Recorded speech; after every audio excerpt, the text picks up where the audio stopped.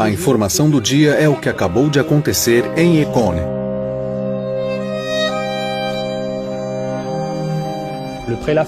O prelado francês Dom Lefebvre desafiou a igreja. Eis aí o cisma, Dom Lefebvre. Dom Lefebvre excomungou a si mesmo.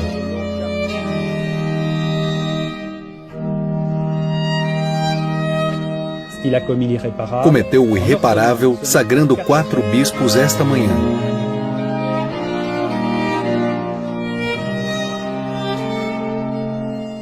Em 1988, Dom Marcel Lefebvre sagra 4 bispos, sem o Acordo de Roma. Diante de 10.000 fiéis, ele desobedece publicamente ao Papa a fim de continuar a obra que fundou. A Fraternidade Sacerdotal São Pio X. Como foi que este bispo, antigo missionário do Gabão, arcebispo de Dakar, delegado apostólico de toda a África francófona, superior geral da Congregação do Espírito Santo, pôde chegar a tal ponto de ruptura? Como pôde este homem achar-se assim no coração de uma tempestade que continua a abalar a igreja inteira? É o que vamos tentar compreender através de sua história.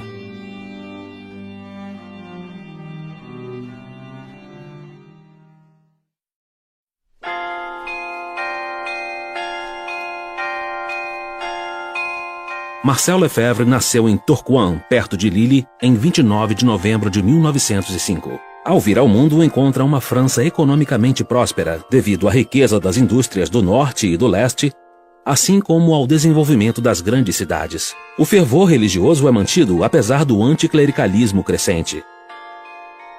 Em cada paróquia, muitos padres acolhem centenas de fiéis. A igreja é rica em vocações, envia missionários mundo afora e pode orgulhar-se de suas famílias numerosas. É numa dessas famílias que nasce Marcel Lefebvre. Meus pais iam à missa todos os dias. E quando estávamos de férias, eles também nos enviavam e nos diziam que fôssemos à missa todos os dias. Eu ia com a minha mãe. E como estou dizendo, nós tínhamos com certeza uma educação muito cristã. A fé, Deus, os santos,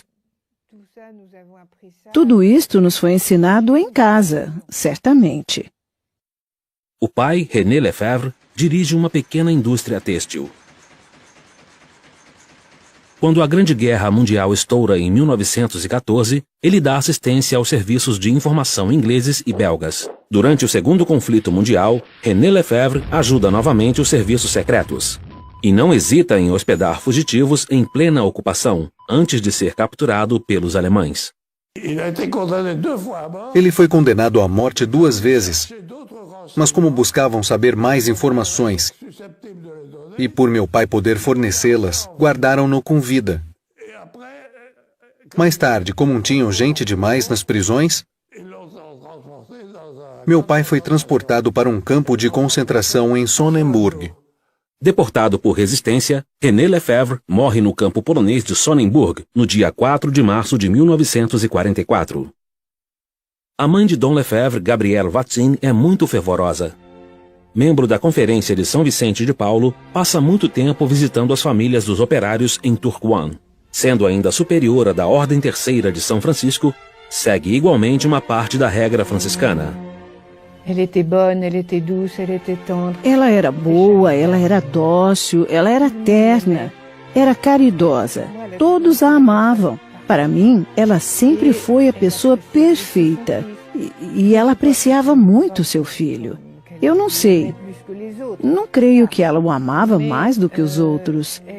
Não era assim. Mas tinha consciência, com certeza, que Marcel ia ter um destino diferente dos outros filhos. Ela sempre teve essa impressão, tenho certeza.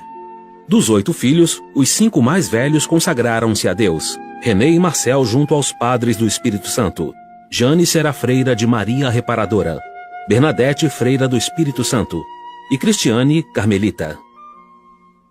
Marcel Lefebvre cresceu, pois, num universo profundamente cristão. O essencial de sua escolaridade foi cursado no Colégio do Sagrado Coração, em Tourcoing, uma instituição que deu centenas de padres à igreja. Era bom aluno, o protótipo do bom aluno. Ordenado, sério, era meu amigo de infância e fiquei 8 anos com ele no mesmo banco do colégio. Marcel era aquele que sempre estabelecia a paz entre nós todos. Era ele quem sempre tentava arranjar tudo e que tinha talvez a maior influência sobre todos os seus irmãos e irmãs. Ainda hoje, quando tenho uma dificuldade, um julgamento a fazer ou um problema para resolver, automaticamente, sem realmente querer, penso sempre nele. Que diria o Marcel? Que faria o Marcel? É automático. E acho que o mesmo acontece com meus irmãos e irmãs. É a mesma coisa. Ele era um ponto de referência para nós.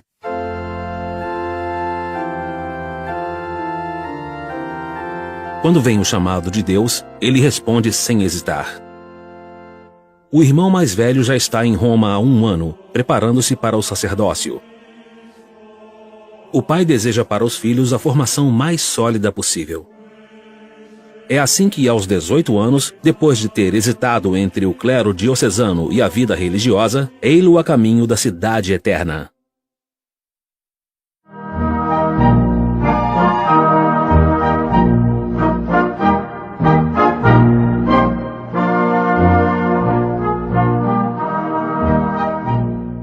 Instala-se em Santa Chiara, seminário francês dos Espiritanos, perto do Vaticano. O Seminário Francês de Roma é instituído em meados do século XIX e representa uma das 2 grandes fontes de bispos franceses,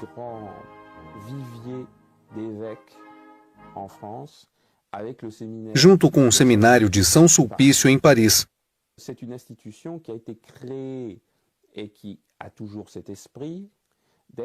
Desde sua criação até nossos dias, essa instituição guarda o caráter de ser como um templo do ultramontanismo, da fidelidade muito forte e acentuada da Igreja da França à Santa Sé. O seminário naquela época era dirigido pelo padre Henri Lefloc, cujo espírito antirrevolucionário e antiliberal incita os futuros padres a se precaverem contra o espírito do século XIX, que deseja separar a sociedade da Igreja Católica.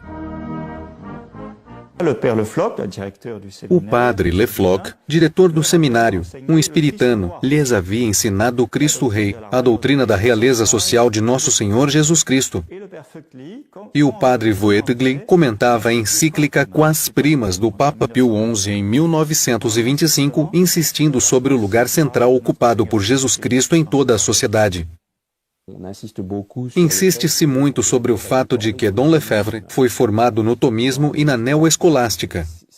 Mas era assim em qualquer lugar naquela época. Não tem nada de original, seja nos seminários franceses ou nos outros.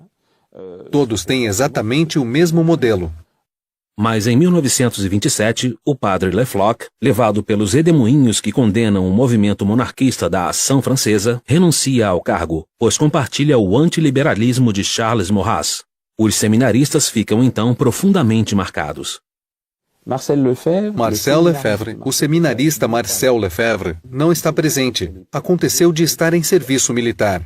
Ele não ficou diretamente magoado, pois não fazia parte da ação francesa e nunca tinha lido Maurras. Mas a partida do padre Lefloc, consequência daquela condenação, esta partida sim, do diretor do seminário, é o que o chocou realmente.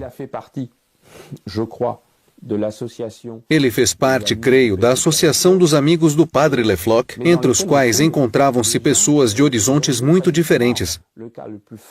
O caso mais notável é de Alfredo Ansel, que no Concílio Vaticano II encontrava-se no extremo oposto das posições de Marcel Lefebvre, e, no entanto, os dois partilhavam a mesma admiração por este superior.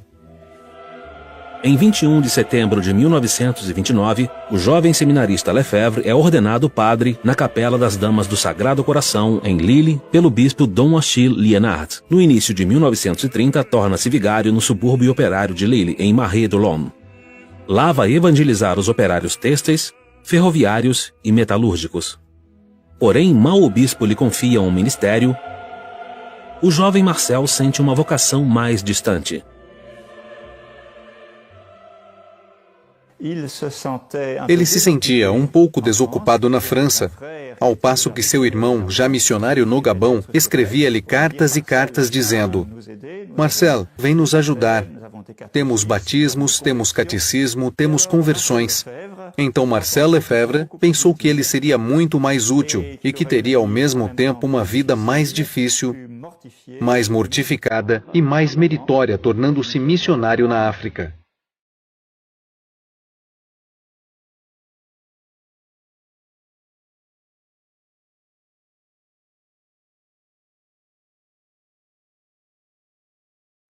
Então, em 1931, Marcel Lefebvre é admitido no noviciado dos Padres do Espírito Santo, em Orly. Ele entra na comunidade religiosa que foi criada em 1703 por Claude Poulard de Place e revivificada no século XIX pelo padre Lieberman para evangelizar a África. A formação que recebe consiste em se impregnar profundamente do espírito missionário. Em seguida, é nomeado para o Gabão, para o seminário de Libreville. É claro que não faltavam motivos para que ele fosse nomeado professor do seminário, pois era ótimo em teologia, ótimo também em filosofia, ao mesmo tempo que tinha um dom de saber explicar. Na África, é preciso ser realmente professor, bom pedagogo, dar exemplos e falar lentamente. E isso era um de seus dons. Durante 6 anos, ele se empenha na formação de padres africanos. Esta preocupação responde ao desejo dos papas, de Leão XIII a Pio XI, de formar um clero autóctone depois de séculos de missão. O jovem professor dava as aulas de teologia e de Sagrada Escritura. Antes de tornar-se diretor do seminário em 1934, com apenas 28 anos.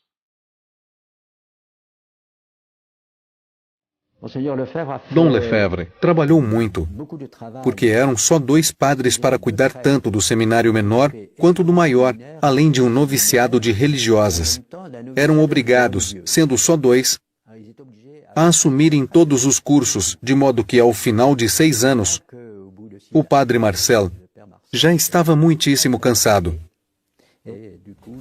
Por isso, o bispo, Dom Tardy, enviou-o a Angelé, na floresta, e foi assim que ele deixou o seminário.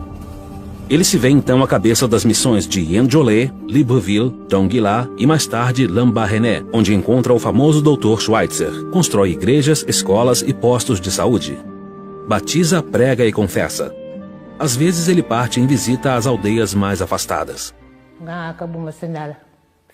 A chegada do missionário na aldeia era sempre tão emocionante que a notícia espalhava-se rapidamente. Logo nos primeiros minutos que se seguiam, os cristãos iam ver o padre para falar-lhe, confiar-lhe seus sentimentos, suas alegrias. Ele confessava todos os cristãos que precisavam. De manhã cedinho, os jovens que acompanhavam o padre preparavam o altar e a sacristia. E enquanto isso, os cristãos iam chegando para assistir à Santa Missa. Quando o missionário chegava, ele falava. Mas antes era preciso aprender a língua e aprendê-la sobretudo com o sotaque certo. Os que vinham do Camarões ou do Congo tinham sempre o sotaque da língua deles quando falavam fang. Mas o padre Marcel nem sotaque francês tinha. Depois da passagem do missionário, via-se na aldeia e, sobretudo, no rosto de cada pessoa, um entusiasmo radiante. As pessoas esforçavam-se mais na virtude,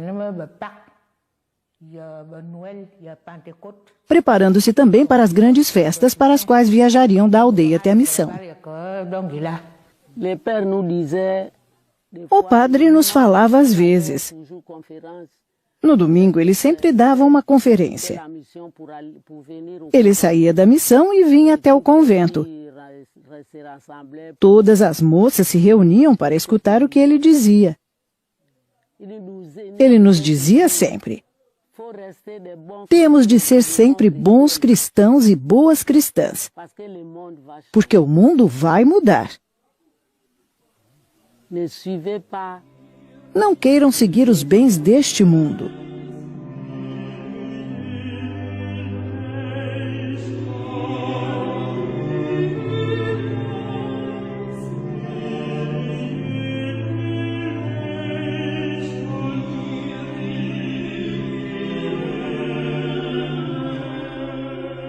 J'ai pu voir ces villages de païens devenir chrétiens et se transformer, non seulement, je dirais, spirituellement et surnaturellement, mais se transformer physiquement, socialement, économiquement, politiquement.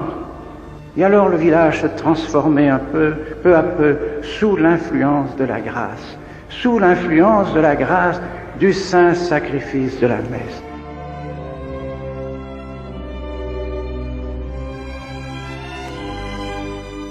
Des âmes aussi se sont consacrées alors à Dieu. Des religieux, des religieuses, des prêtres se donnaient à Dieu, consacraient leur vie à Dieu. Voilà le fruit de la Sainte Messe.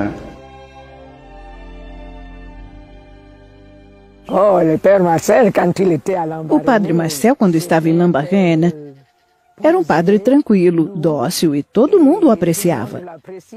Aliás, naquela época havia muita gente querendo entrar. Dentre os rapazes havia pelo menos alguns que insistiam e pensavam em entrar no seminário. Quanto às moças, também queriam entrar no noviciado. Em outubro de 1945, uma piroga traz um envelope vindo de Paris. O superior-geral o chama de volta à França. Depois de 13 anos no Gabão, o missionário deve voltar para a metrópole. Quando a notícia da transferência chegou, os cristãos escreveram para protestar. Creio que meu pai fazia parte dos que escreveram para Libreville, sem dúvida, ao bispo, e a resposta chegou dizendo que a decisão vinha de mais longe e que não dependia de Libreville. Então, a gente o deixou partir, e no dia em que ele veio dizer adeus às freiras e às moças, eu estava presente, na pequena escola. Todo mundo chorava, as meninas, a emoção era enorme. Todos lamentavam sua partida. Um padre como este...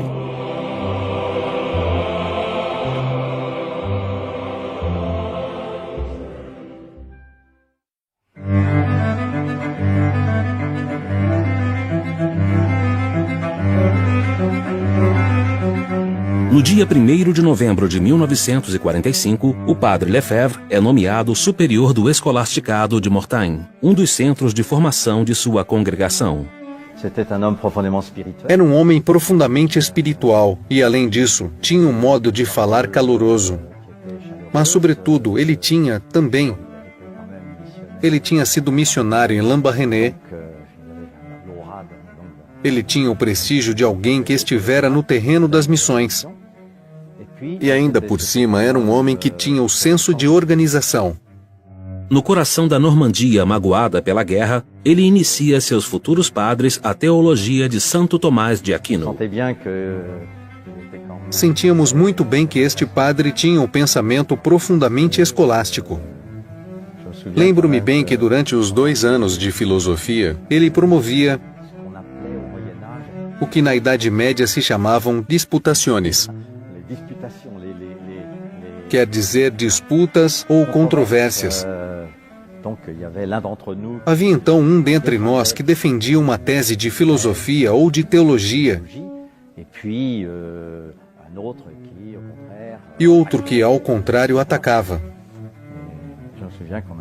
E lembro-me muito bem que tivemos sessões memoráveis nessas ocasiões. O padre Marcel não ficou muito tempo em Mortain, pois já em junho de 1947, o Papa Pio XII nomeou-o a sede Dakar.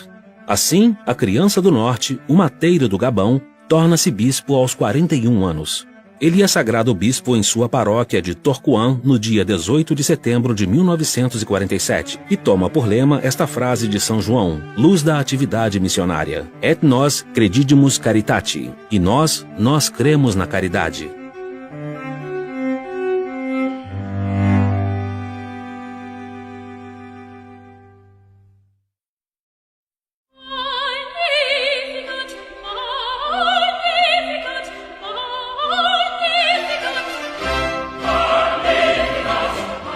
Naquela época, Dakar, de maioria muçulmana, era a capital da África Ocidental francesa, ou seja, de uma grande parte do Império Colonial francês. Até 1947, Dakar ainda era uma diocese de missão. Além disso, o último bispo, Dom Grimaud, não era lá muito ativo. Teve problemas por ser muito apegado ao poder de Vichy, tendo por isso que renunciar em 1947. E é nesse momento que Dom Lefebvre é nomeado. Dom Lefebvre, no plano pastoral, transformou essa diocese numa autêntica diocese metropolitana, multiplicando igrejas, missões e escolas. Fez um trabalho pastoral enorme durante os 15 anos em que lá esteve, de 47 a 62. Ele levantou a igreja do Senegal, que estava realmente moribunda. Ele deu um novo fôlego. Era preciso criar novas missões, multiplicar as paróquias. Quando Dom Lefebvre chegou, só havia uma paróquia em Dakar, só uma. Só havia a catedral como paróquia para toda a cidade de Dakar. Claro, havia algumas capelas. Tá bem, mas vejam o que ele fez. Ao ir embora, ele deixou não sei quantas paróquias em Dakar. Em 15 anos, o número de ordenações é duplicado. O jovem arcebispo, com base em sua experiência de Libreville e de Mortain, tem grande apreço pela formação dos padres. No leste de Dakar, compra um terreno e constrói o seminário de Sébikotane. Foi ele que desenvolveu praticamente todos os seminários do Senegal. Não tínhamos muitos formadores. Melhoramos graças a Dom Lefebvre, que chamou professores para levantar um pouco o nível de formação dos padres.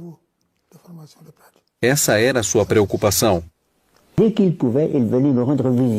Sempre que podia, ele vinha nos visitar, porque Dom Lefebvre importava-se imensamente com o seu seminário, assim como com a formação dos jovens que lá estavam. Mas ele ainda tinha a grande preocupação pastoral de aumentar as possibilidades de evangelização no território que lhe era confiado. E por isso se interessava muito pelas vocações africanas. Dom Lefebvre é realmente um discípulo dos valores espirituais de nosso instituto e especialmente do padre Lieberman, que não via nenhuma possibilidade de evangelização da África sem padres africanos. E Dom Lefebvre estava convencido disso. Para que nasçam vocações e famílias cristãs, Dom Lefebvre pede auxílio a numerosas congregações para ensinar ou para rezar pela santificação dos fiéis. Maristas, dominicanos, irmãos do Sagrado Coração, carmelitas, todos são chamados para colaborar na cristianização da diocese. Então Dom Lefebvre trouxe para o Senegal uma dezena de novas congregações. Foi uma de suas grandes contribuições para a diocese, e o que permitiu a diversificação do grupo religioso. Quanto às mulheres, houve talvez umas 20 congregações religiosas que vieram se instalar em Dakar. Com isso, abriu amplamente as portas da diocese às congregações que não trabalhavam lá antes, permitindo particularmente o desenvolvimento do ensino e da hospitalização. Em seu episcopado, ele fundava e decidia. É por isso que a riqueza de que se beneficia atualmente a diocese de Dakar, posso dizer, em parte, foi ele. Sim. Tudo o que diz respeito ao ensino, às novas escolas, às construções, os postos de saúde, isso tudo eu herdei dele. Ele era um grande personagem. Dom Lefebvre era uma pessoa encantadora, muito bem educado, muito correto. Um grande homem. Mas grande homem não no sentido de que complica muito as coisas, de modo algum. Ele era de uma grande simplicidade, muito dócil, muito amável. Eu guardo uma lembrança muito, muito profunda de alguém. Ao mesmo tempo, muito afável e muito espiritual. Para ele, os valores espirituais a formação espiritual eram fatores essenciais para a formação dos seminaristas. Daquele tempo, lembro-me de que os padres vinham muito aqui de férias, à beira do mar, durante o inverno. E aconteceu de um deles estar de bermuda e o bispo o repreendeu muito simplesmente. O senhor ficaria melhor de batina. Ah, sim. Ele vivia sua fé, e aqui era possível ver sua fé em ação. Eu tinha a impressão de que ele não parava de rezar. Não sei se é verdade, mas eu tinha essa impressão. Ao viajar com ele, eu viajei muito com ele. Eu tinha a impressão de que ele rezava o tempo todo. Isto emanava dele. Eu ficava bem e era bom. Era bom sentir-se respaldado por um bispo assim. Não era um orador extraordinário, falava com simplicidade, mas o que importava para ele era a vida interior, a vida espiritual, a união com nosso Senhor. Quando ele celebrava a missa, sentíamos que ele acreditava no que fazia. Por exemplo, quando se aproximava a consagração, a gente sentia que ele estava totalmente concentrado no que fazia. Nada o distraía. E isso, quando somos criança, isso marca. Esse é um bispo que sabe celebrar. E o fato é que ele celebrava bem. Antes de tudo, acho que é um espiritual. Um homem que nos dava a impressão de rezar quando celebrava. Não eram ritos que se sucediam, não. Quanto a isso, a gente gostava mesmo. Perto do Seminário Maior, Dom Lefebvre também instala carmelitas em Sébikotane. Ele conta muito com as orações destas religiosas para cristianizar, como no Gabão, esta terra que lhe tinha sido confiada, para nela estabelecer o reino social de Jesus Cristo. Realmente era isso que ele queria, o reino de nosso Senhor, a salvação das almas. Ele só pensava nisso. Sua maior preocupação não era ele próprio. Era muito humilde, muito modesto. Ele nos dizia que no início de seu episcopado, como superior, ele se preocupava muito. Mas depois percebeu que todos os negócios eram dirigidos por Deus, de modo que ele não tinha que se inquietar. E ele tinha tal confiança nas orações das carmelitas que chegou a escrever um artigo inteiro. Isso nos pareceu piada, para dizer que nas missões perto de Fatigue havia muitas conversões. Os pagãos se convertiam. Era realmente um fato. Sentíamos que a graça de Deus passava, que o reino de Deus chegava. Então ele perguntava, de onde pode vir isso? E ele mesmo dava a resposta, é por causa das carmelitas. Há 5 carmelitas que rezam, e é por isso que temos conversões. E então a gente dizia, realmente ele tem muita confiança em nós. E por nosso lado, a gente se esforçava por corresponder à sua confiança.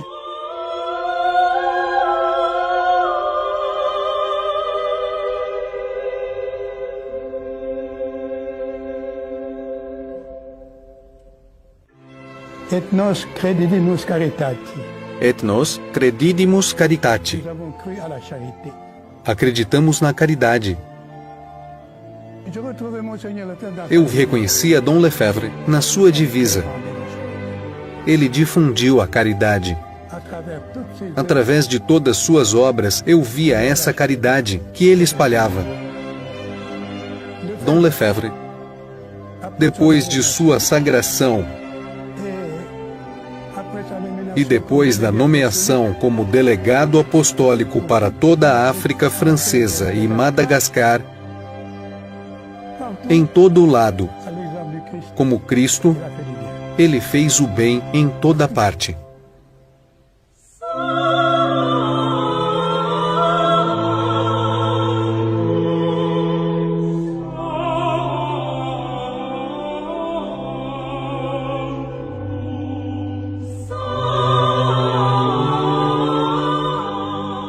A tarefa de Marcel Lefebvre é enorme a partir de 1948, pois acumula os cargos de arcebispo e de delegado apostólico para a África francófona. Torna-se, então, representante do Papa nos territórios que vão do Marrocos até Madagascar. É o principal homem da Igreja em todo o continente. Como delegado apostólico, ele era representante do Vaticano. Era o papel que mais tarde teriam os núncios, com a diferença de que sua nunciatura não era só um país, mas o conjunto de países francófonos da África Ocidental. E não só da África Ocidental, mas de toda a África, pois até mesmo Madagascar fazia parte de seu território. O presidente Houphouët-Boigny lhe dava um carro de alta categoria e um avião para ir onde quer que fosse, estando todo mundo oficialmente obrigado a recebê-lo e honrá-lo, como delegado apostólico. E aí que a gente vê que na África não se entende a questão da laicidade do Estado. Se é um prelado, deve ser honrado. Ele representa Deus. Ponto final. Isso era típico. De Abidjan a Djibouti, de Dakar a Madagascar, ele favorece a edificação de seminários, de escolas, de igrejas, de hospitais. Cria 40 novas dioceses e lhes fornece bispos autóctones. A cada ano ele vai a Roma apresentar seus trabalhos ao Papa. É nessa época que Pio XII redige a grande encíclica sobre as missões, Fidei Donum.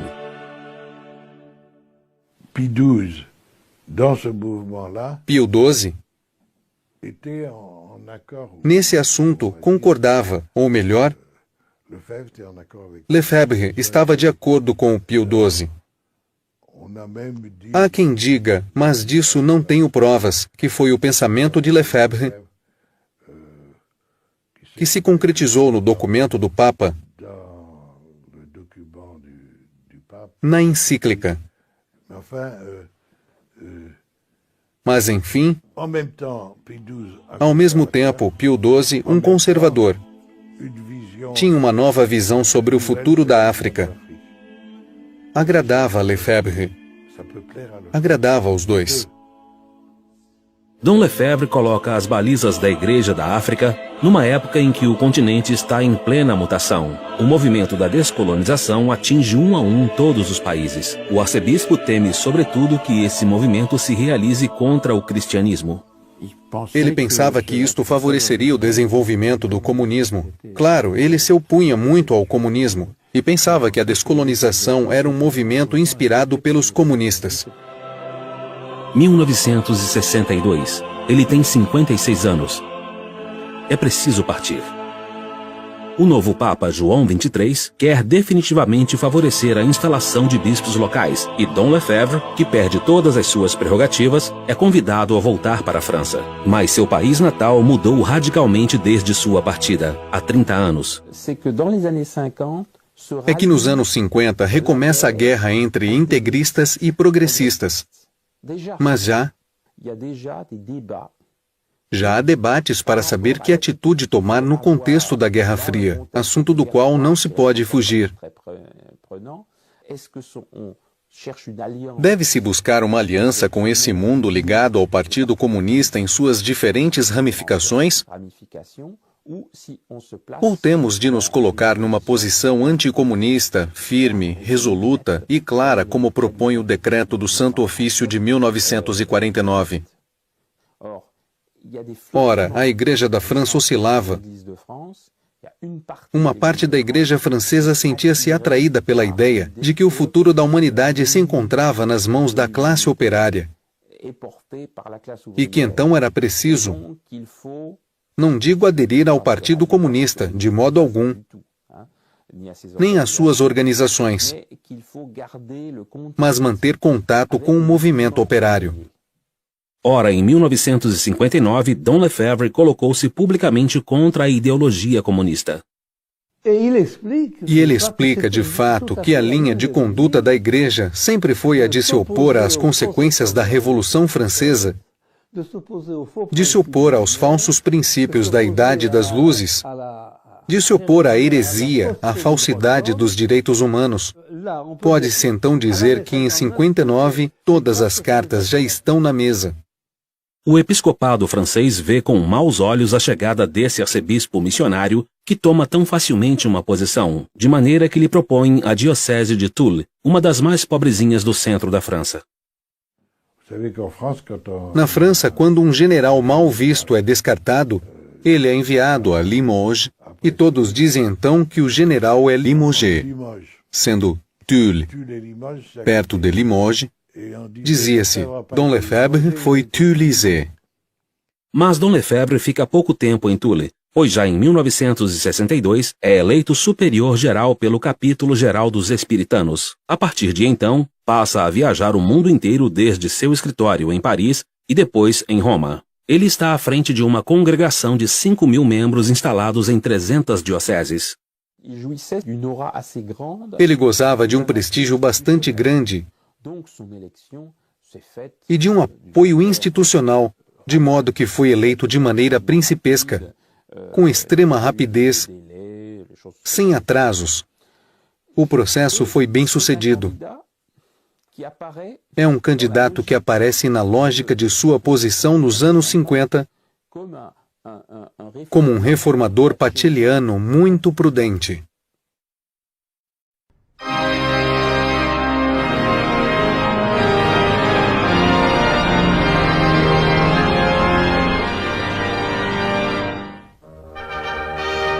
Para 500 milhões de católicos, é o evento do século que começou em Roma com a procissão de 2.400 padres da igreja em direção à Basílica de São Pedro. Em 11 de outubro de 1962, abre-se o Concílio Vaticano II, o primeiro concílio da igreja desde há um século. Esta procissão excepcional preludiava a abertura do concílio ecumênico pelo Papa João XXIII. Como bispo e tendo participado ativamente da preparação, Dom Lefebvre faz parte dos padres conciliares.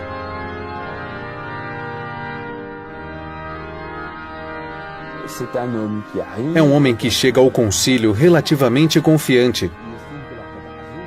Ele julga que a preparação foi bem feita. Rapidamente, porém, numerosas informações lhe indicam que existe uma incerteza que... uma tendência, eu diria, mais liberal, entre aspas, entre muitas aspas, que está se organizando e que pode ter uma força muito influente e marcar os espíritos e a qual é preciso responder.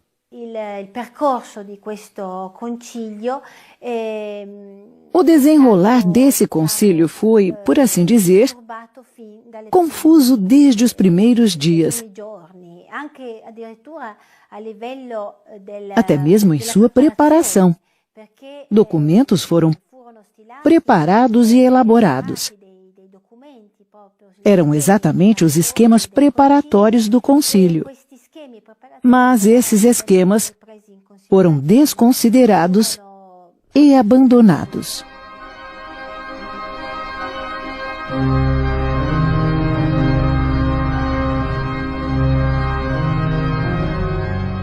Os esquemas preparados há 3 anos são então rejeitados desde os primeiros dias.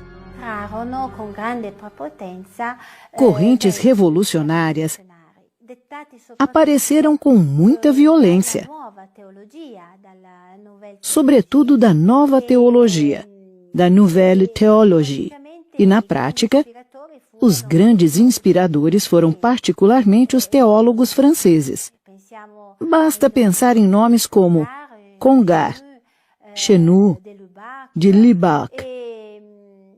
E foram justamente esses teólogos que influenciaram as ideias dos padres conciliares e dos bispos. O mundo ficaria chocado demais se a igreja chegasse dando essa impressão de que eu sou a solução de todos os problemas, eu tenho a solução para todos os problemas. Não. Nós viemos somente para colaborar, para tratar de colaborar com o mundo, sem nos impor e trazendo talvez aqui e ali algumas luzes. No fundo, do que é que se tratava? O centro do concílio era uma tomada de consciência da igreja por ela mesma, no nosso século. Uma tomada de consciência que não resultaria, como nos concílios precedentes, em definições e condenações de erros. Pelo contrário, uma tomada de consciência realmente aberta, universal, onde a igreja tomaria consciência dela mesma perante o mundo. Quelquefois on se dit, mais Às vezes dizemos, ou podemos dizer, mas por que Dom Lefebvre insistiu tanto no fato de que o concílio era pastoral, de que se tratava de um concílio pastoral? Na verdade, não foi Dom Lefebvre que inventou isso. Foi o próprio concílio que se fez pastoral e que, às objeções da minoria, que propunha precisões doutrinais, respondia: não, somos um concílio pastoral. O senhor teria razão de pedir isto, caro padre, se nosso concílio fosse doutrinal, mas ele é pastoral, e então trata-se de um gênero literário diferente. Mas apesar de afirmarem não tocar em nenhum dogma católico, os bispos votam textos fundamentais que modificam as relações entre a Igreja e o mundo.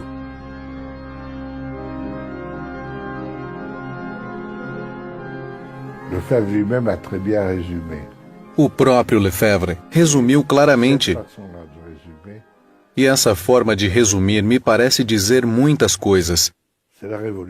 É a Revolução Francesa. Ora, a Revolução Francesa significa liberdade, igualdade, fraternidade. O concílio caminha em direção a uma declaração sobre a importância da liberdade de consciência.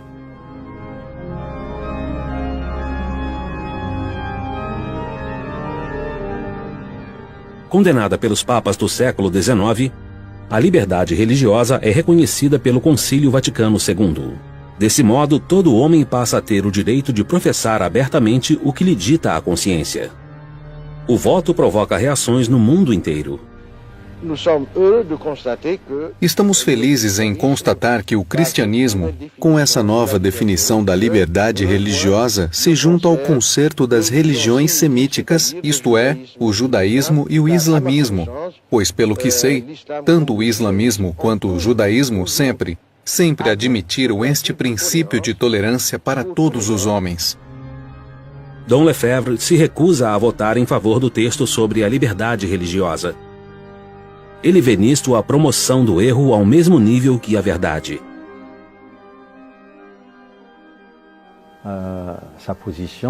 Se pudéssemos resumir sua posição num slogan, seria o seguinte: nós estamos na verdade. Só a verdade tem direitos. O erro não tem nenhum direito. Por isso, os que não estão na verdade não têm direito nenhum. É uma afirmação um tanto maciça, mas creio que era mais ou menos a sua posição. L'Église dit qu'on peut tolérer l'erreur, vous voyez, parce que pour l'Église catholique, les autres religions sont dans l'erreur, et donc si on peut tolérer l'erreur, mais jamais on peut avoir un droit naturel, c'est-à-dire un droit qui est donné par Dieu, en définitive, puisque la nature, l'Église considère que c'est Dieu qui nous a donné la nature, donc c'est lui qui aurait donné un droit aux hommes de pouvoir publiquement diffuser leurs erreurs dans la société. Ça, c'est une chose qui est absolument contraire à tout ce que l'Église a affirmé autrefois. Deuxièmement, em segundo lugar, a autoridade, o governo da Igreja, deve ser colegial. Um grupo em que todo mundo deve se expressar. Liberdade, igualdade. O debate sobre a colegialidade é sem dúvida o que mais desencadeia as paixões. Toca no próprio poder do Papa e no dos bispos. Nesta rixa, Dom Lefebvre encontra-se ao lado do secretário do Santo Ofício, o cardeal Ottaviani, e contra o bispo de Lille, o cardeal Liénard, que o havia ordenado e sagrado bispo. Os bispos participam desta infalibilidade, não ao lado do Papa, mas unidos a ele, pois ele faz parte do colégio episcopal. Colegialmente, o Papa os faz participar do governo universal da Igreja. Isso acontece no concílio. O concílio é infalível e são os bispos unidos ao Papa. Não se pode impor, nem sequer um concílio. Ninguém pode fazer esta imposição ao Santo Padre. Ele recebeu sozinho, individualmente, o mandado por Nosso Senhor de ser a base, o fundamento da Igreja e de ser o pastor universal. Então, a colegialidade para Lefebvre vai se tornar um combate terrível, porque ele diz: se há colegialidade, há igualdade. Então, sendo eu um dos bispos da França, e havendo uma conferência episcopal, vamos votar para saber se devemos fazer isto ou aquilo, e eu terei que me submeter? Isso é outra vez a Revolução Francesa. Trata-se de uma reforma que atinge todas as dioceses diretamente interessadas no governo da Igreja. Consequentemente, assistimos agora a um abalo sísmico que sacode toda a cristandade e que terá consequências que todo mundo irá perceber. Além de tudo, creio que Dom Lefebvre foi o único naquela época a prever o seguinte problema. Ele disse: e o poder do bispo vai diminuir por causa disso. O poder do bispo em sua diocese. De fato, minha atenção não estava muito voltada para esse ponto. Mas ele viu muito bem, pois vemos que com o desenvolvimento do núcleo dirigente da administração central dos episcopados, o bispo e a sua responsabilidade pessoal ficaram muito diminuídos. O concílio também vai modificar profundamente as relações da Igreja com as outras religiões. Daqui em diante, aqueles que se separaram da Igreja são considerados irmãos na fé. A Igreja dizia: eles se separaram de mim, pois bem, que voltem para mim aqueles que se separaram. Eles é que têm um caminho a percorrer. Ao passo que agora, e creio ser esta a novidade profunda do ecumenismo que vemos nesse concílio, os católicos pensam que a mudança que ocorrerá na unidade da Igreja não deve ser feita, por assim dizer, em sentido único, de modo que nós pensamos, isto é realmente novo. Nós sentimos, sabemos e proclamamos, nós católicos, que temos de fazer também um grande esforço em nossa Igreja, para poder acolher todos os nossos irmãos separados, de maneira que eles possam sentir-se livres numa Igreja realmente una. L'œcuménisme, n'est-ce pas, met pratiquement toutes les religions sur le même pied et donne le droit commun à toutes les religions. Et c'est là, précisément, un problème, à mon sens, excessivement grave, parce que le fait de mettre toutes les religions sur le même pied détruit l'Église. Si l'Église, se disant, doit se dire comme la seule vraie et possédant seule la vérité, si elle met ce qu'elle appelle les erreurs, les autres religions erronées, sur le même pied qu'elle, nécessairement, elle n'a plus qu'à disparaître, elle n'a plus de raison d'être.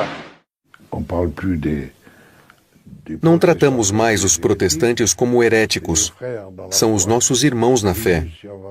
Por pouco não dizemos também que os muçulmanos são igualmente nossos irmãos, porque acreditam em Deus. Liberdade, igualdade, fraternidade. Para Dom Lefebvre, é o demônio que entra. O demônio é a Revolução Francesa, que entra na Igreja. O essencial do concílio acontece nos bastidores, e a organização prévia dos padres liberais permite o sucesso de suas ideias. Só muito mais tarde é que alguns bispos conservadores se organizam. Com o italiano Carli e os brasileiros de Proença Sigor e de Castro Maier, Dom Lefebvre constitui o Cetus Internationalis Patrum, o Grupo Internacional dos Padres. Esse pequeno Cetus era uma organização que reunia 250 padres conciliares, ou seja, bispos, que não assinavam nada para entrar no Cetus. Era simplesmente uma lista de endereços. Dom Lefebvre foi nomeado presidente e organizou principalmente as coisas materiais, tais como o problema de edição dos textos e as fotocopiadoras, o trabalho dos secretários que deviam datilografar a cada dia as informações para o voto na sessão seguinte. Graças a esta organização prática de Dom Lefebvre, eles conseguiram bloquear várias vezes a máquina progressista do concílio. Conseguiram algumas vitórias e, em particular, adiaram por 5 vezes seguidas o documento sobre a liberdade religiosa.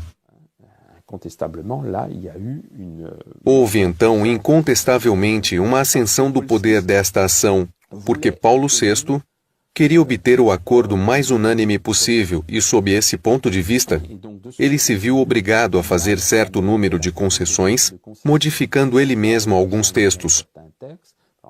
Por exemplo, no texto sobre o ecumenismo, existem certas fórmulas que foram modificadas pelo próprio Papa, baseado nas emendas propostas pelo Tietus. No dia 8 de dezembro de 1965, o Papa Paulo VI encerra oficialmente Vaticano II. Vira-se uma página na história da Igreja. O lado conservador inquieta-se e já pensa em minimizar a aplicação do concílio. Como superior geral, Dom Lefebvre tem a obrigação de aplicá-lo em sua congregação. Penso que, de início, ele achava que a aplicação do concílio seria dirigida por Roma e que o essencial das questões perigosas seria controlado.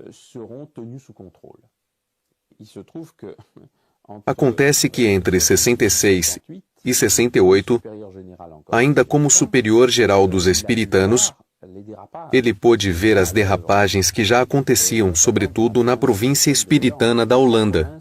A província já estava completamente fora de controle, totalmente, em particular os jovens, os escolásticos e outros, que esperavam o casamento dos padres e zombavam das constituições. Na preparação do capítulo, tudo era considerado ultrapassado, ridículo. Já estávamos do outro lado do espelho, e isso era antes de maio de 68. Nesse mesmo ano, Dom Lefebvre, que tinha sido eleito superior geral por 12 anos, renuncia ao cargo. Ele bate de frente com a crise do sacerdócio. Essa crise começou no decorrer da década de 60, sobretudo a partir de maio de 68. Trocas e diálogos. O manifesto que data do final de 68 e que preconiza o casamento dos padres, seu engajamento na política, assim como nos sindicatos e no trabalho, gerando uma dessacerdotalização e uma dessacralização completa da função sacerdotal.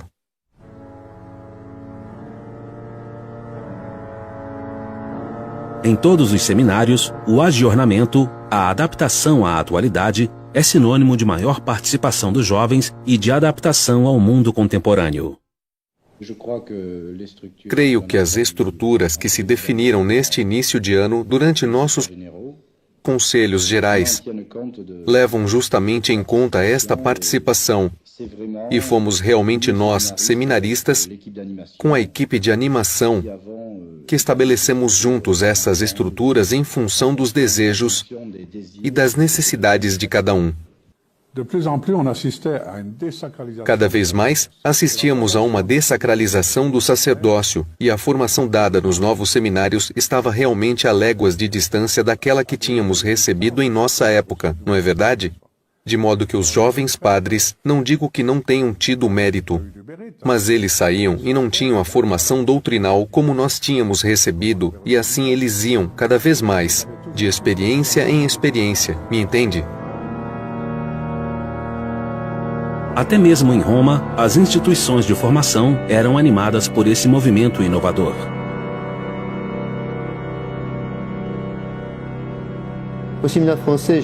No seminário francês, eu esperava encontrar o que convinha, e então aconteceu que os seminaristas franceses, em pleno período de eleições italianas, apanharam do chão uma bandeira sobre a qual podíamos ler "Vota comunista", e a colocaram sobre o terraço do seminário, e isso foi objeto de artigos de jornais. E esses mesmos seminaristas, algum tempo depois, fizeram uma procissão blasfematória, com uma estátua do Sagrado Coração, tendo à cabeça uma peruca à la Luís XV, e esta estátua ficou no quarto de um seminarista durante um mês, sem que ninguém lhe dissesse nada.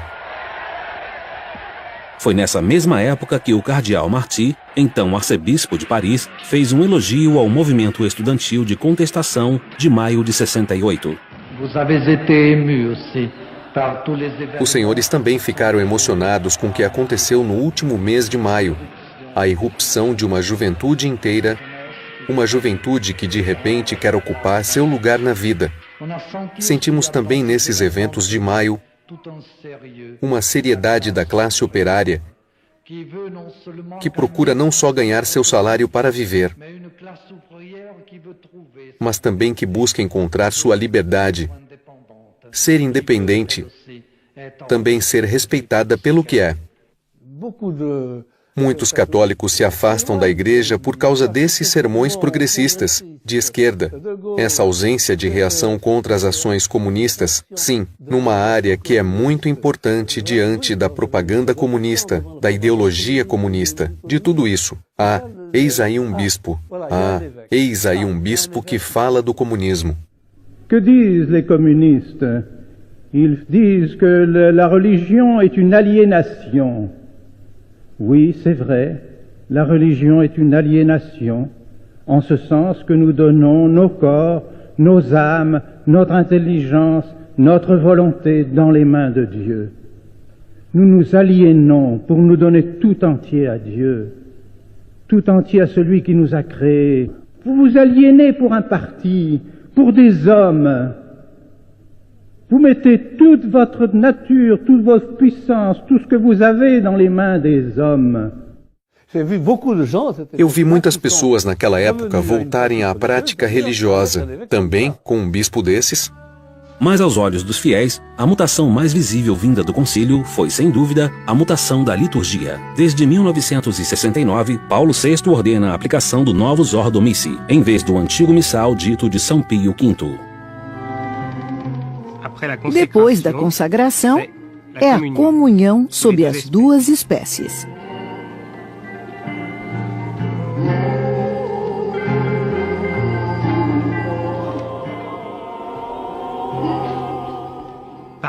Entre outros, trata-se de um dos numerosos esforços feitos atualmente para se renovar as formas da missa católica. Tudo isso faz parte de um conjunto que ninguém teria previsto 10 anos atrás. Há 10 anos, ninguém pensava na presença de nossos irmãos separados na Basílica de São Pedro. Há 10 anos, ninguém imaginava uma missa dialogada como essa que ouvimos hoje, de manhã. Isso são reformas na vida da igreja, na liturgia da igreja, na constituição da igreja, que não teriam sido supostas no passado. Apesar das proibições, Dom Lefebvre decide se opor à missa nova e continuar celebrando a antiga.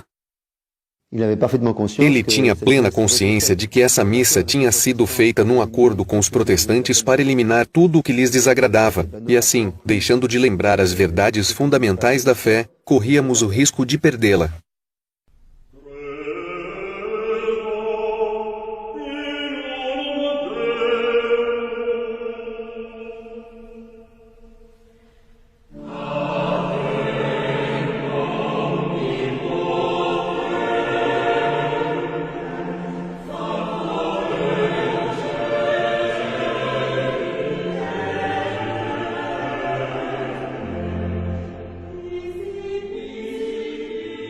Em Roma, vários estudantes do seminário francês decidem sair à procura do superior de sua congregação espiritana, Dom Marcel Lefebvre. Fiquei muito preocupado com a impossibilidade em que nos encontrávamos de continuar a trabalhar e de ter alguma certeza de chegar ao sacerdócio, visto o estado de espírito reinante. Fui então levado a lhe pedir que fizesse alguma coisa por nós. No princípio, ele me respondeu: vou achar-lhes um bispo. E lembro-me de ter tido a audácia de responder: mas, Monsenhor, é o senhor que queremos. Ele me olhou estupefato e eu mesmo estava espantado de ter me atrevido a dizer tal coisa, porque só tinha 19 anos e estava cursando filosofia, e tinha me dirigido a um bispo de 63 anos dizendo: é o senhor que a gente quer. Não era pouco atrevimento, mas ele não disse nada e depois me respondeu: bom, vou pensar nisso. Dom Lefebvre aproveita o apoio do seu amigo Dom Charrière, bispo de Fribourg, na Suíça. Sua universidade ainda possui um clima favorável às ideias tradicionais. Dom Lefebvre se decide então, já em idade de se aposentar, a abrir uma casa de formação sacerdotal. Em maio de 1969, na biblioteca do professor Fahy, vários amigos o encorajam a empreender esta fundação de espírito tradicional. Lá encontrava-se o padre Marie-Dominique Philippe, dominicano, o abade de Haute-Rive, cisterciense, o Dr. Fahy, E então ouvi esses senhores conversando sobre a situação da igreja, sobre a situação do sacerdócio, e todos, particularmente o padre Marie-Dominique Philippe, encorajando-o a criar alguma coisa em Fribourg, sob sua própria autoridade.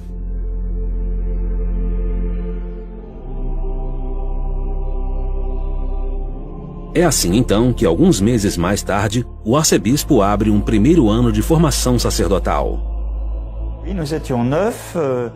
Éramos 9 e, digamos, um mês após o início, tínhamos entrado no dia 13 de outubro.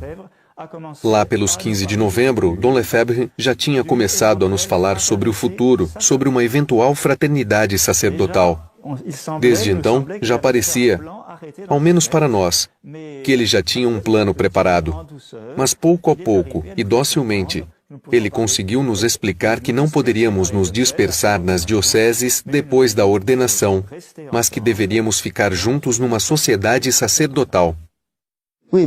Dom Lefebvre preocupava-se bastante com a regularidade canônica. Quando ele abriu sua casa em Fribourg, foi com um acordo de Dom Charrière, o bispo de Fribourg, que encorajou-o ardentemente a fazê-lo, e também com o apoio do cardeal Journet e do padre Marie-Dominique Philippe. Depois lembro-me muito bem que quando ele teve o reconhecimento canônico do nosso instituto, no início, ele ficou encantado e dizia: "Vejam, agora nosso projeto foi reconhecido pela igreja. É uma obra da igreja. Ninguém poderá contestá-la." Mas pouco a pouco, o ensino que recebem esses jovens na Universidade de Fribourg adapta-se às reformas. Dom Lefebvre procura então providenciar uma formação separada. Uns amigos da região do Valais propõem-lhe a antiga casa dos cônegos do Grande São Bernardo, comprada em Écône, no Valais. A partir do início das aulas de 1970, o nome de Écône, na paróquia de Ride, vai se tornar célebre. Meu bispo, Dom Adam, a quem fui consultar, é claro, disse-me: "Ah, sim, é preciso, senhor padre. É preciso que o senhor tenha relações com eles. É preciso convidá-los. E se eles convidam o senhor, vá ter com eles." Foi o que fiz, e de tal maneira que por 2 vezes levei Dom Adam pessoalmente a Écône para encontrar Dom Lefebvre, e a cada vez ele dizia: "Ah, é mesmo a providência. É uma obra de Deus. Estou contente." Apesar da imposição do novo rito da missa, Dom Lefebvre decide formar seus seminaristas com um antigo missal.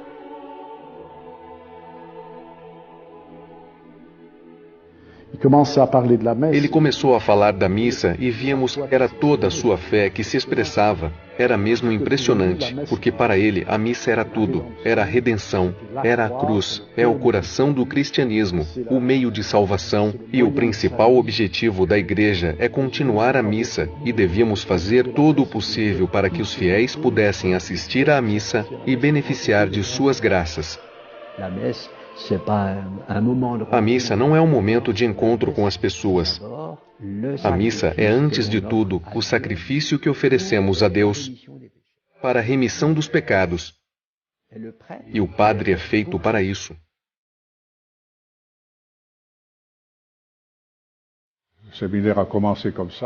O seminário começou assim. E depois, a cada ano, outros seminaristas vinham, de tal maneira que a casa tornou-se pequena demais. Foi preciso projetar construções. Quando foi necessário empreender a ampliação do primeiro edifício de Écône, eu estava nessa reunião. De noite, estava lá um arquiteto, o senhor Pedroni, que supervisava as obras, o diretor do seminário, o ecônomo geral, não me lembro quem era na época, enfim. E ele dizia: "Não posso continuar, já não tenho meios."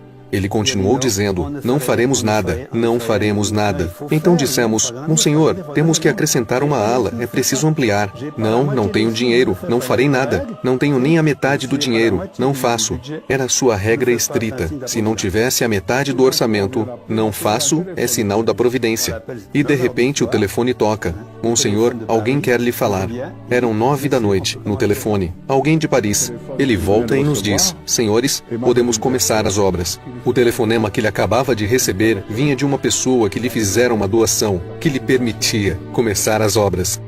Em alguns meses, Dom Lefebvre consegue formar dezenas de sacerdotes num espírito tradicional. De Roma chegam-lhe cartas de encorajamento da parte de cardeais. A fraternidade São Pio X é completamente aprovada. Evidentemente, o episcopado francês percebeu imediatamente o perigo representado por esse seminário que formava padres unicamente para a missa tridentina e que recusariam a nova missa. E foi particularmente Dom Etchegaray que montou logo em seguida a primeira oposição, declarando o seminário de Écône ser um seminário selvagem. Por volta de outubro de 1972, os bispos da França tomam algumas medidas em Lourdes. Pouco a pouco, as portas se fecham para os padres de Écône. Durante alguns encontros romanos, Dom Lefebvre é censurado por não rezar a nova missa. Em novembro de 1974, 2 enviados de Roma são diligentemente remetidos pela Secretaria de Estado para inspecionar Écône. Écône a reçu une visite apostolique. Écône recebeu uma visita apostólica. Uma visita apostólica, quer dizer, enviados do Papa que vêm averiguar como andam as coisas, interrogar as pessoas. É um procedimento canônico normal. Pode-se fazer uma visita apostólica a uma diocese ou a um mosteiro. Sim, é isso. E então Dom Lefebvre volta depressa ao seminário, reúne sua gente, faz uma conferência, diz o que é uma visita apostólica, acalma todo mundo e espera o dia seguinte. No dia 11 de novembro, chegam Onclame e Deschamps. Lembro-me muito bem, a gente esperava passeando pelo grande corredor com Dom Lefebvre, e ele me disse, porque sabia que era o começo das complicações com Roma, preferiria morrer a ver-me em oposição com Roma. Mas Dom Lefebvre fica profundamente escandalizado com estes 2 representantes do Papa.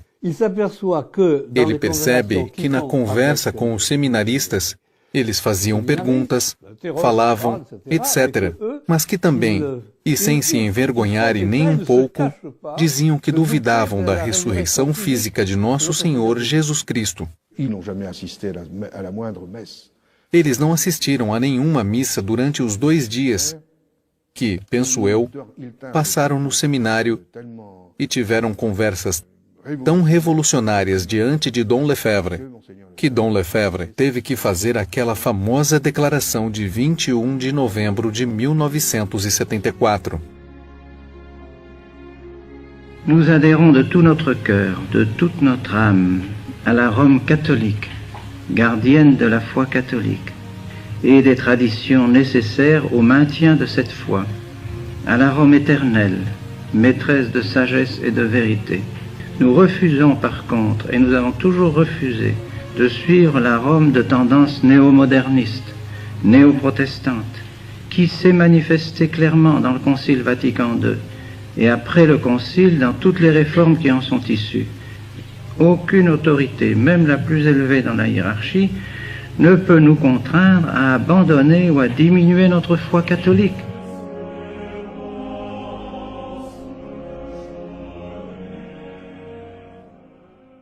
Na igreja, as palavras de Dom Lefebvre causam comoção. Ele é convocado a Roma, recebido pelas autoridades e pelo cardeal Garron. Vem a sanção. A fraternidade já não existe. Então, era a supressão do seminário, supressão da fraternidade sacerdotal São Pio X, a despedida de todos os seminaristas do seminário de Écône. Em 75, tudo estava resolvido, mas eles se esqueceram da determinação e da força de alma de Dom Lefebvre.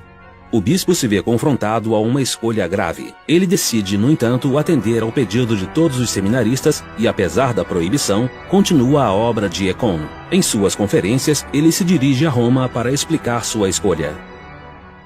Mais que faire devant les orientations qui sont données et qui nous viennent du Vatican, qui nous viennent de Rome et qui nous semblent contredire explicitement les affirmations qu'ont faites d'une manière officielle et publique vos prédécesseurs. Nous sommes donc devant un dilemme crucifiant où nous vous suivons totalement, complètement, et nous suivons tout ce que Rome nous demande de faire depuis le Concile, et nous nous éloignons de vos prédécesseurs, ou nous suivons vos prédécesseurs et nous avons l'impression de nous éloigner de vous. Ele disse várias vezes, foi porque os seminaristas vieram ter comigo e me pediram para receber uma formação. Foi por causa dos pais de família que me disseram, não abandone os nossos filhos, eles querem ser padres e têm direito a uma boa formação. E depois, se ele consentiu em enviar padres um pouco por todo o canto, foi porque havia fiéis que pediam a Santa Missa de sempre, que pediam para receber os sacramentos. Sempre foi esta, penso eu, a linha de conduta de Dom Lefebvre. Respondemos às necessidades dos fiéis. E ele se preocupava tanto mais com a regularidade canônica, quanto mais se dava conta de que justamente precisava se opor a certas diretivas de Roma. Queria por todos os meios, como ele mesmo dizia, que era necessário rezar pelo Papa no cânon da missa, pelo bispo da diocese, sempre recusando as teses sedivacantistas, de modo que era o seu cuidado primordial. E é por isso que ele ia a Roma cada vez que lhe pediam explicações, porque dava muita importância a essa união com Roma. Sempre que as coisas podiam ser feitas segundo as normas, tínhamos que respeitá-las. O estarmos em crise não quer dizer que tudo é permitido. E mais, como ele mesmo dizia, os superiores existem para o bem. E não podem nos impedir, ou não podem impedir que os fiéis tenham a Santa Missa, que recebam os sacramentos, de modo que não se pode utilizar o direito canônico contra o bem dos fiéis. É por isso que ele considerava que há momentos em que somos dispensados. É o que chamamos de estado de necessidade da Igreja. Referimos-nos ao princípio superior, e sabemos que o princípio superior das leis da Igreja é a salus animarum, a salvação das almas, e nada nos pode impedir de salvar as almas. Em 29 de junho de 1976, Dom Lefebvre procede, como nos anos anteriores, às ordenações sacerdotais em Écône. Ele é imediatamente sancionado pela suspensão ad vinis. A princípio, já não pode administrar os sacramentos. On m'a mis dans les mains un missel nouveau, en me disant, voilà, la messe que vous devez célébrer, et que vous célébrerez désormais dans toutes vos maisons. On m'a dit également que si, en cette date, aujourd'hui, ce 29 juin, devant toute votre assemblée, nous célébrions une messe selon le nouveau rite, tout serait aplani désormais entre nous et Rome. Or, il est évident que ce rite nouveau est sous-tendu, si je puis dire, suppose une autre conception de la religion catholique, une autre religion. Ce n'est plus le prêtre qui offre le saint sacrifice de la messe, c'est l'assemblée. Or, ceci est tout un programme, tout un programme. Désormais, c'est l'assemblée aussi qui remplace l'autorité dans l'Église. C'est l'assemblée épiscopale qui remplace le pouvoir des évêques. C'est le conseil presbytéral qui remplace le pouvoir de l'évêque dans le diocèse. C'est le nombre qui commande désormais dans la Sainte Église. Et ceci est exprimé dans la messe précisément parce que l'assemblée remplace le prêtre, à tel point que maintenant beaucoup de prêtres ne veulent plus célébrer la Sainte Messe quand il n'y a pas d'assemblée. Tout doucement, c'est la notion protestante de la messe qui s'introduit dans la Sainte Église. Si j'ai persisté dans cette attitude, c'est parce que je crois à mon bon droit. Devant la persécution qui m'est faite, je n'ai jamais pu, à vrai dire, me défendre. Il n'y a jamais eu un procès en bonne forme. C'est vrai, c'est toujours pénible d'être en difficulté avec les autorités et je n'ai qu'un souhait, c'est de rentrer en bonne relation avec elles.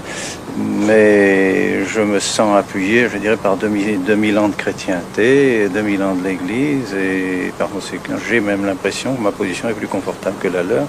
Eux se basent sur une Église qui a débuté depuis le Concile Vatican II. Moi, j'ai 2000 ans d'Église derrière moi. Em meados de 1976, a visita à França de Dom Lefebvre ganha de repente um aspecto midiático. Em 29 de agosto, ele celebra a missa em Lille, diante de 10.000 fiéis. Em Lille, tinham previsto uma sala para 500 pessoas, mas ao final foi preciso alugar o Palácio das Exposições para reunir as 10.000 pessoas. E isso tudo foi feito em um mês. Toda hora telefonavam a Dom Lefebvre. Monsenhor, devemos mudar de sala. A de 500 pessoas não tem lugar suficiente. Vamos pegar a de 2.000. Não é suficiente. Mudamos para uma de 5.000. Ainda é muito pequeno. Vamos alugar o Palácio das Exposições. S'opposer aux autorités les plus grandes dans l'Église Être suspens à divinis pour un évêque, c'est une chose grave, une chose très pénible. Comment peut-on supporter une chose comme celle-là, sinon pour des raisons excessivement graves? Et oui, les raisons de notre attitude et de votre attitude sont des raisons graves. C'est la défense de notre foi. Je fais une œuvre tout à fait semblable à celle que j'ai accomplie pendant 30 années, et voici que tout à coup, je suis suspens à divinis, peut-être bientôt excommunié, séparé de l'Église, renégat, que sais-je? Est-ce possible? Est-ce donc que ce que j'ai fait pendant 30 ans était susceptible aussi d'une suspense à divinis? Je pense au contraire que si à ce moment-là, j'avais formé mes séminaristes comme on les forme maintenant dans les nouveaux séminaires, j'aurais été excommunié. Si j'avais à ce moment-là enseigné le catéchisme qu'on enseigne dans les écoles à ce moment-là, on m'aurait dit hérétique. Et si j'avais dit la Sainte Messe, comme on l'a dit maintenant, on m'aurait dit suspect d'hérésie. On m'aurait dit aussi hors de l'Église. Alors je ne comprends plus. Quelque chose précisément a changé dans l'Église. Quando eu estava na Califórnia, ele me visitou 3 vezes e em Michigan, Houston, Phoenix, foi sempre a mesma coisa. Não estou fazendo nada além de transmitir o que recebi como seminarista, como sacerdote e como bispo. É o simples tradidi quod et accepi. Transmiti o que recebi. Je veux qu'à l'heure de ma mort, lorsque notre Seigneur me demandera qu'as-tu fait de ton épiscopat, qu'as-tu fait de ta grâce épiscopale et sacerdotale, je ne puis pas entendre de la bouche du Seigneur, tu as contribué à détruire l'Église avec les autres.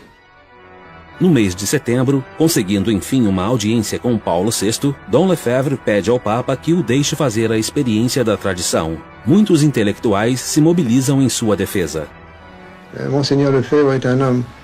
Dom Lefebvre é um homem que admiro. Fez muito bem à sua volta. Ele fez o seguinte: primeiro, lembrou a muitos franceses que eles tinham uma religião. Ele os forçou a se questionarem sobre essa religião, sobre a fé deles. No que é que eu creio? Sou realmente católico romano ou o quê? Será que... aonde estamos indo? Dom Lefebvre é muito apegado à missa dita de São Pio V, que não é de São Pio V. É uma missa muito antiga, porque ele pensa que é a missa que todos os fiéis, todos católicos, celebraram ou assistiram. É a missa de Pascal, é a missa de São Cura d'Arce, do Padre Foucault. Ele não entende que todas sejam permitidas. Muitas outras missas, muitos outros ritos, menos um rito, o rito da Santa Missa de sempre, de tantos séculos, de modo que eu penso muito naturalmente, eu diria respeitosamente ao Papa. Se você fosse Paulo VI... Sim, é isso. Eu poderia permitir a missa de São Pio V em algumas circunstâncias. Isso resolveria imediatamente uma situação muito grave, porque eu penso que o que está em jogo nesta crise é muito grave. Paulo VI disse: vou ver, vou refletir, vou rezar, vou consultar. Mas posteriormente parece que ele mudou de ideia e declarou a Jean Guiton, várias semanas depois: em hipótese alguma podemos conceder a liberdade do missal tradicional. Seria desvalorizar toda a obra do concílio. Entre os conselheiros de Paulo VI estava o cardeal francês Gabriel Garon, que fez parte da comissão que recebeu Dom Lefebvre e que provocou sua condenação. Quer saber de uma coisa? Quando Dom Lefebvre tomou sua decisão, eu fiquei evidentemente transtornado. Olhando agora para trás, eu digo: se tivesse que recomeçar em consciência, não faria algo diferente do que fiz. Quando ouvi dizerem que eu era um dos que faziam pressão ao Papa sobre esse assunto, fiquei simplesmente estupefato. Recebi uma missão, cumpri meu dever, remeti meu trabalho, como dizia Mauriac. Feito isso, não me sinto nem um pouco ligado à sequência das coisas. Nós, seminaristas, só queríamos uma coisa: continuar. Um ou outro professor, a gente sabia, era preciso primeiro obedecer e depois conversar, e em seguida talvez fosse possível continuar mais tarde. Dom Lefebvre conhecia o tipo de gente com quem já tinha falado, com quem já tinha tido contatos em Roma. Ele conhecia esses romanos, ele conhecia a Roma modernista, mas ele preferia a Roma eterna e já tinha escolhido a Roma eterna, de modo que, para ele, a decisão era continuar. Ele viajou várias vezes para a África, para os Estados Unidos, para a América do Sul, para diferentes países da Europa. Fez conferências em muitos lugares do mundo. Tentou fazer contato com os grupos que combatiam pela mesma causa, pela fé, pelo antigo catecismo, pela Santa Missa, e que também pediam padres. Ele atraía especialmente muitas vocações que eram formadas por ele em seus seminários e às quais em seguida ele conferia a ordenação. E assim, pouco a pouco, nos países para os quais voltavam esses novos padres, ele ia tentando implantar priorados, seminários, centros de retiro e também escolas. Isso tudo significa, no final das contas, restaurar, de certa maneira, uma pequena cristandade.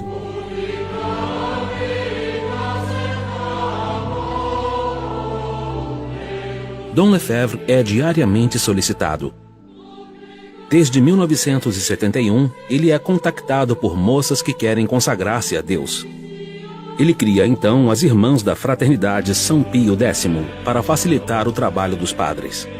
É sua própria irmã, Madre Marie Gabrielle, que aceita encarregar-se desta fundação. Ao mesmo tempo, sua outra irmã, Christiane, carmelita, funda novos conventos de espírito tradicional na Bélgica.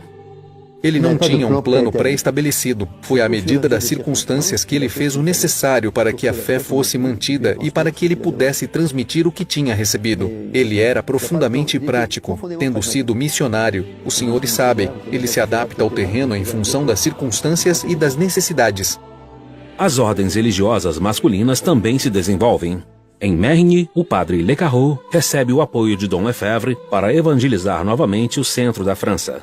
Em Vaucluse, o bispo ordena padres no mosteiro do Barroux. Em Beaujolais, ele apoia o padre Eugène, que mantém a ordem de São Francisco. Em Avrillé, em Anjou, o prelado confere as ordens a jovens dominicanos. Na África, ele tinha percebido que a vida religiosa estava frequentemente à origem da conversão dos pagãos. A maneira de viver das religiosas e dos sacerdotes era muitas vezes um grande fator para a eclosão das conversões. Essas numerosas comunidades tiveram suas próprias fundações pelo mundo inteiro, dos Estados Unidos até a Nova Zelândia. Bem, ele visitou-me em San José, na Califórnia, 3 vezes. A última foi em 1984. Era bem recebido. É claro que quando os padres ou bispos locais descobriam que ele estava vindo, logo punham avisos dizendo que não o fôssemos ver. Mas ele era bem recebido em todos os lugares em que o vi, com centenas ou mesmo 1.000 a 2.000 pessoas. E hoje haveria muito mais, pois temos muito mais fiéis. Com o tempo, Dom Lefebvre será também solicitado para criar escolas de rapazes.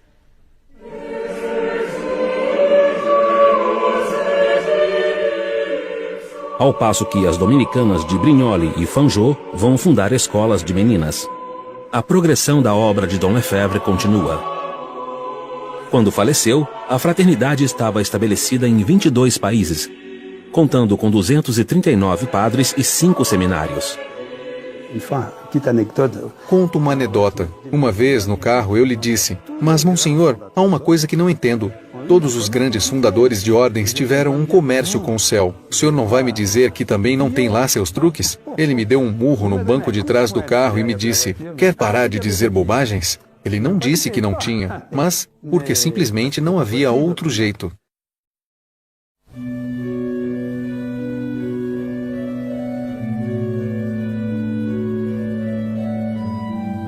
Nos anos 80, as relações com as autoridades pioram. De seu lado, Roma pensa em ver a Fraternidade São Pio X desaparecer junto com seu fundador, cuja idade avançada e a saúde precária deixam entrever um falecimento próximo.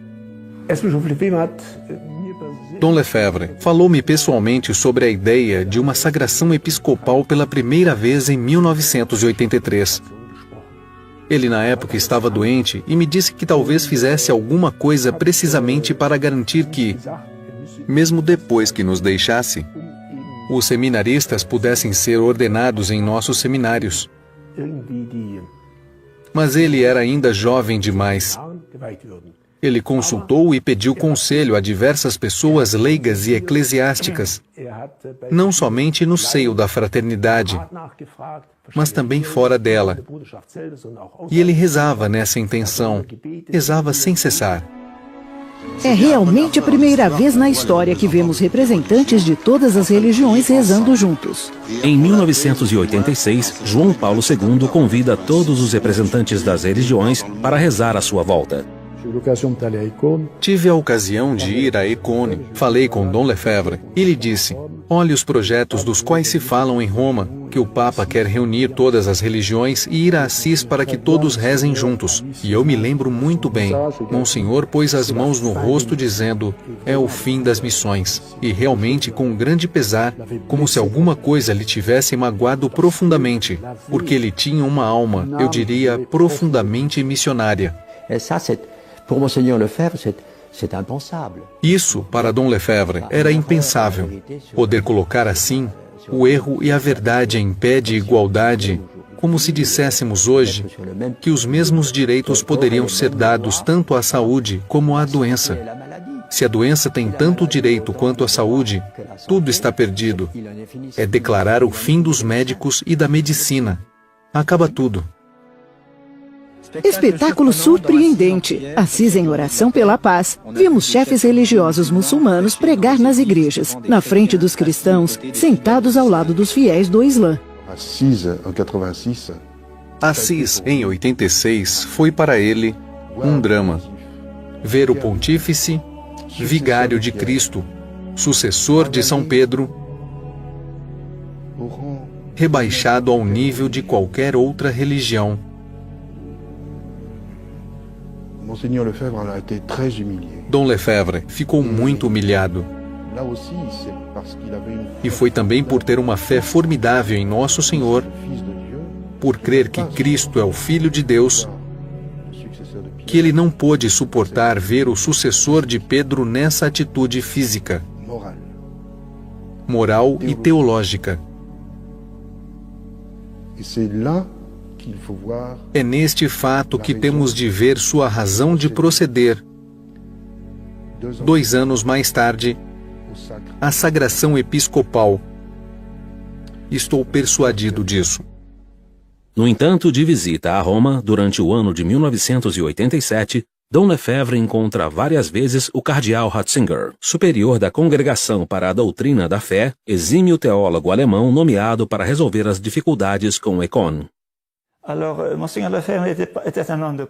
Dom Lefebvre era um homem de princípios e ao mesmo tempo sabia muito bem que o único interlocutor que existia era a Cúria Romana e que, portanto, era preciso guardar relações cordiais com os homens da Cúria,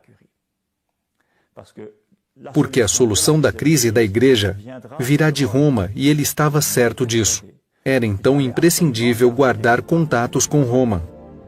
O cardeal Ratzinger continua as negociações nos meses seguintes. Dom Lefebvre envia 2 de seus padres a Roma para trabalhar num acordo, enquanto o cardeal Gagnon é enviado pela Santa Sé para inspecionar as diferentes casas da fraternidade. Vimos coisas muito edificantes por todos os lugares que passamos. É longo, mas tentamos visitar tudo e ver as obras que estão sendo realizadas. Vê-se bem que há muito trabalho sendo feito. E qual foi a recepção que lhe fizeram as comunidades? Ou a comunidade? Muito boa. Não se pode pedir uma recepção mais calorosa. Fala-se sempre do grande amor que se tem pelo Papa e pela Santa Igreja, e do desejo que se tem de serem plenamente reconhecidos pela Igreja. Em 5 de maio de 1988, as duas partes se entendem quanto a um protocolo de acordo. Dom Lefebvre está presente em Roma, mas não quer mais perder tempo. Com quase 83 anos, ele descobre que sofre de um câncer. Ele dizia, é de fato extraordinário. Eles nos concedem a missa. É um passo enorme. Nunca poderíamos imaginar uma coisa dessas. Mas ao mesmo tempo, a gente via que ele estava perplexo. No dia seguinte, cheguei. Dom Lefebvre não tinha vindo ao café da manhã, embora fosse um homem sempre muito pontual. E um confrade me disse, ele disse que tinha que acabar uma carta e que logo viria. E quando chegou, me disse, me dando um tapinha nas costas, Padre, é preciso ir ao Vaticano. O senhor tem de fazer chegar esta carta ao Vaticano. E era justamente a famosa carta na qual ele retirava a sua assinatura. Houve realmente quem dissesse, foi sob pressões que ele retirou a assinatura. Havia grupos de pressão. Ora, eu posso afirmar que entre a assinatura e o dia seguinte, ninguém veio aqui. Não houve nenhum telefonema, nenhuma pressão. Penso ter sido ele próprio que viu que, mesmo havendo concessões, não era suficiente para que a fraternidade pudesse continuar a sua obra de formação sacerdotal. Não havia garantias suficientes para o futuro da fraternidade. E nesses acordos estava previsto, efetivamente, que um bispo seria sagrado. Mas quando Dom Lefebvre pediu que a sagração fosse feita no dia 30 de junho, Roma respondeu, olha, não tivemos ainda tempo para estudar completamente os dossiês. Dê-nos mais tempo para estudarmos o que o Senhor nos mandou. Aí Dom Lefebvre respondeu, fixamos isto então para 15 de agosto? Ah não, é cedo demais. Então no começo de setembro? Ah não, ainda é muito cedo. Bom, então vejamos que tal no Natal? E ainda era cedo demais. Então ele lhes disse, mas digam-me uma coisa, os senhores estão esperando que eu morra? Os senhores concedem o bispo e depois não querem dá-lo? Se é assim, se os senhores não o fazem, farei eu mesmo no dia 29 de junho. E não será somente um bispo, mas 4.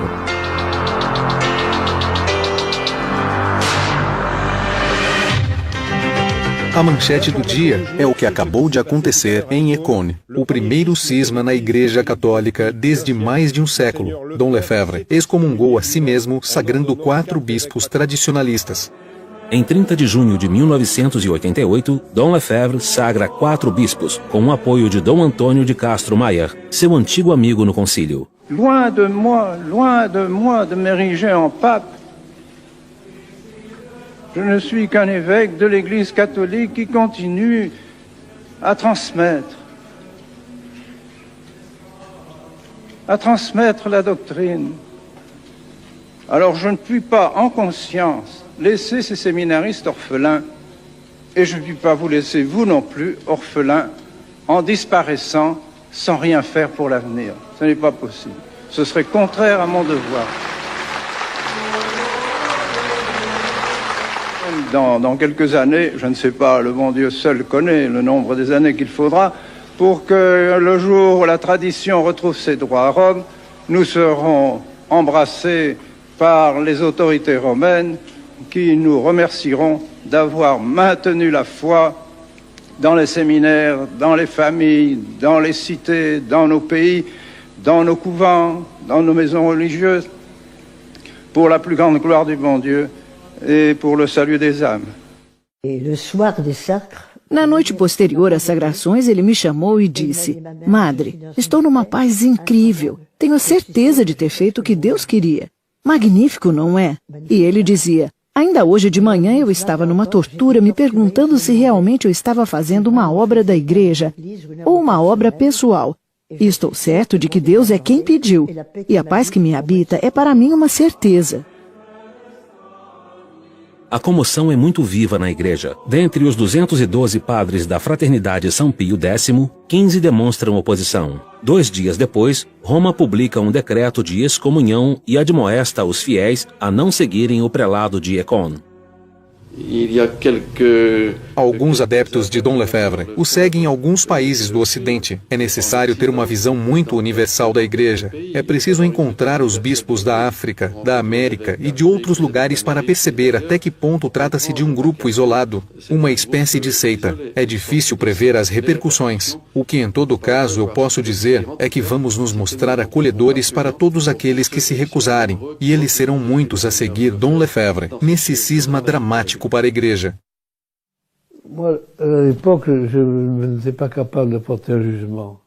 Eu, naquela época, não era capaz de julgar.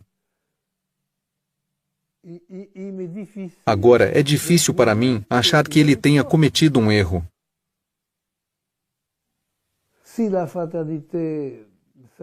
Se a fraternidade São Pio X existe ainda hoje, é porque Dom Lefebvre deu-lhe 4 bispos. O que faz com que ela tenha o peso que tem, o que faz com que ela seja uma interlocutora, considerada pelo Papa como tal, é certamente o fato de possuir os bispos. Na Igreja, ser bispo é de grande importância. De modo que nisso o fundador fez bem, pois no fim das contas ele fez uma fundação durável e garantiu as condições para que a obra dure. Ao final de 88, tive a ocasião de encontrá-lo no mês de dezembro, e ele me disse que esperava que muito mais padres e seminaristas o abandonariam, e por outro lado, que ele se sentia muito reconfortado em ver a maneira com que os jovens bispos eram acolhidos pelos fiéis. Dom Lefebvre foi substituído pelos novos bispos para conferir as ordenações e as confirmações. 2 anos e meio mais tarde, em março de 1991, ele tem de interromper uma das suas viagens pastorais. Sua saúde já não o acompanha e ele tem de ser internado no hospital de Martigny, na Suíça. Quando ele veio em fevereiro a Fanjeaux, sua última visita, ele tinha me pedido para vir. Creio que fizemos um teatrinho da Anunciação com as crianças. Ele cantou com as crianças a cantiga dos passarinhos. E no final eu lhe disse: Monsenhor, esperamos revê-lo em breve. E ele me disse: Madre, eu cumpri o meu dever. Meu trabalho acabou. As senhoras têm os bispos. Vejam com eles agora. Foi a sua última visita e ele morreu um mês depois. Em 25 de março, às 3 da manhã, ele faleceu. A última vez que eu o vi, fiquei muito emocionado, porque ele era impressionante. Tinha aqueles tubos todos, sabe como é? E ele me disse: padre, dê-me uma bênção. Eu lhe disse: Monsenhor, é o senhor que deve dar-me a sua bênção. Não, dê-me a sua bênção. Dei-lhe a minha bênção e depois pedi a dele. Foi a última vez. A gente despediu-se assim, sem saber que ia ser para sempre. Mas enfim, nós nos despedimos assim. No dia 2 de abril, filmado pelo mundo inteiro, o corpo da criança do norte, do mateiro do Gabão, do arcebispo africano, do delegado apostólico de Pio XII, do fundador da fraternidade São Pio X, vai-se embora. Seus padres o transportam até sua última morada, no seminário de Écône. Foi durante a Semana Pascual, na terça-feira de Páscoa. De certo modo, já se anunciava algo como a ressurreição da Igreja, ainda bastante delicada, muito modesta, muito discreta, mas bem real. E eu acho que isso deu muita coragem às pessoas, e penso que elas se diziam: mesmo depois da morte de Dom Lefebvre, a obra vai continuar a se desenvolver, dar sequência ao seu trabalho de renovação do sacerdócio católico e de recristianização de uma sociedade completamente descristianizada. E é bem isso o que o arcebispo sempre quis.